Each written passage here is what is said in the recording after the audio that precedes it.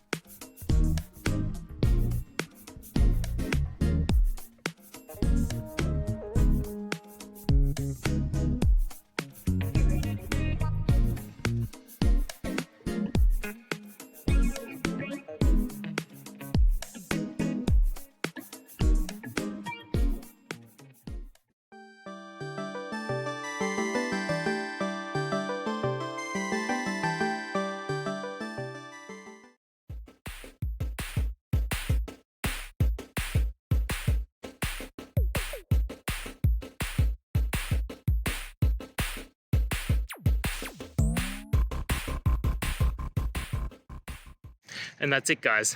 I hope the video helped find the resolution that you're looking for and you got the answer and worked your way through. If it did, please hit subscribe. I'd really appreciate it. And until the next time you need technical help, I hope you have a good one.